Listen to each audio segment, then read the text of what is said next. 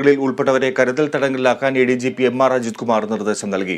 അതേസമയം പാനൂർ കേസിന് പിന്നാലെ കോഴിക്കോട് കണ്ണൂർ അതിർത്തി പ്രദേശങ്ങളിൽ CRPSന്റെ സഹായത്തോടെ പരിശോധന വ്യാപകമാക്കി. തിരുവനന്തപുരം മണ്ണന്തലയിലും കണ്ണൂർ പാനൂരിലും ബോംബ് നിർമ്മാണത്തിനിടെ സമാന സ്വഭാവത്തിലുള്ള സ്ഫോടനം നടന്നതോടെയാണ് സംസ്ഥാന വ്യാപകമായി പരിശോധന കർശനമാക്കാൻ പോലീസ് തീരുമാനിച്ചത്.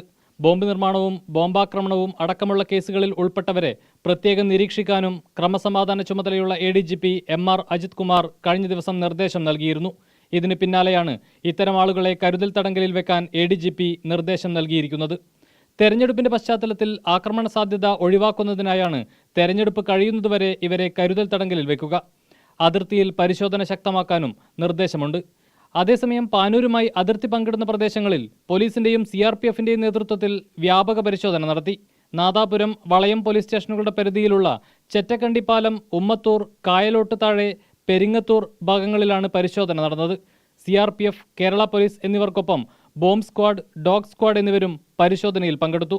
ചെക്കിയാട് പഞ്ചായത്തിലെ ചെറ്റക്കണ്ടി, കായലോട്ട് താഴെ എന്നിവിടങ്ങളിൽ CRPFും പോലീസും റൂട്ട് മാർച്ചും നടത്തി.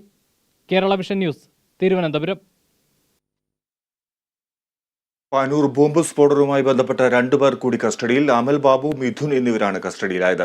അമൽ ബാബു സ്ഫോടനം നടക്കുമ്പോൾ സ്ഥലത്തുണ്ടായിരുന്നതായാണ് വിവരം. മിഥുൻ ബാംഗ്ലൂരിൽ നിന്ന് ഗൂഢാലോചനയുടെ ഭാഗമായി എന്നാണ് പോലീസിന്റെ നിഗമനം.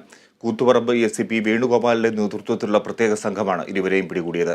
പിടിയിലായവരെ ചോദ്യം ചെയ്യുകയാണ്. അതേസമയം